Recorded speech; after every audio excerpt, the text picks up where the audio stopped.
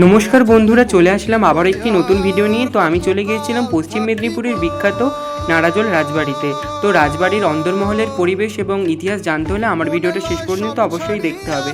আমি একবার আগেও গিয়েছিলাম এখানে, কিন্তু সেই দিন ভালো করে সব কিছু না দেখতে পেরাই আবারও চলে গেলাম এই নাড়াজোলের রাজবাড়িতে। এটা হচ্ছে পুরনো নাড়াজোল রাজ কলেজ, যেটা এখন প্রায় ধ্বংসস্তূপেই পরিণত হয়েছে। এখন নতুন কলেজে ক্লাস পড়াশুনো সবই হয়। এই দিকটা হচ্ছে রাজবাড়ির সামনের দিকটা, যেটা তুলনামূলক অন্যান্য জায়গার থেকে পরিষ্কার আছে।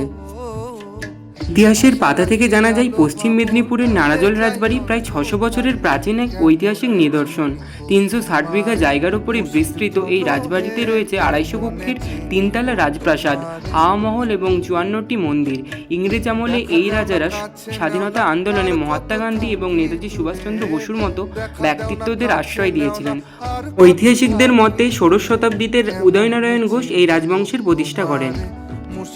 পরবর্তীকালে খাঁ উপাধিপ্রাপ্ত এই রাজারা মেদিনীপুরের অন্যতম বৃহৎ জমিদার হিসেবে আত্মপ্রকাশ করেন এবং স্বাধীনতা আন্দোলনে গুরুত্বপূর্ণ ভূমিকা পালন করেন।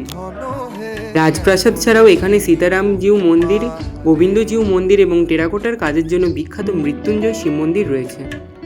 এতক্ষণ যে ইতিহাসে বর্ণিত রাজবাড়ির বিবরণ আপনাদেরকে বললাম, তার সঙ্গে বর্তমান রাজবাড়ির প্রায় মিল নাই বললেই চলে। কারণ কালের নিয়মে সব কিছুই ভেঙে গেছে এবং রক্ষণাবেক্ষণের অভাবে প্রায় ধ্বংসস্তূপেই পরিণত হয়েছে। তবুও বেশ কিছু অংশ যেটা রক্ষণাবেক্ষণের জন্য ঠিকঠাক আছে, তবুও প্রায় অনেক অংশই সংস্কারের অভাবে গাছগাছালা আগাছাতে ভরে গেছে। এবং একটা ভিডিওতে যেই পুকুরগুলি দেখছিলেন সেগুলি বহিঃশত্রুদের হাত থেকে রাজবাড়িকে রক্ষা করার জন্য রাজাই খনন করিয়েছিলেন।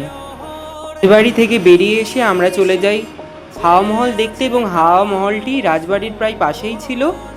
আর এই হাওয়া মহলটি যদিও বা আপনাদেরকে আমি আগের বারেও দেখিয়েছিলাম, আর সেদিন খুব বৃষ্টি হয়েছিল, সেই জন্য এই হাওয়া মহলের ওই পুকুর ঘাটারে আপনাদেরকে ভালো করে দেখাতে পারিনি। আর এগুলো শিব মন্দির, আর এটা হচ্ছে নাড়াজোলের বিখ্যাত রথ, যেটা রামনবমীতে টানা হয়। আর এদিকটা হচ্ছে রাসমঞ্চ। আর সব কিছু দেখার পর আমরা সর্বশেষ জলহরি দেখতে চলে যাই, এবং জলহরিটি তো প্রায় সংস্কারের অভাবে বনেই ঢাকা পড়ে গিয়েছিল, সেই জন্য ভালো করে কিছু বোঝাই যায়নি। আশা করি আপনাদেরকে ভিডিওটা ভালো লেগেছে।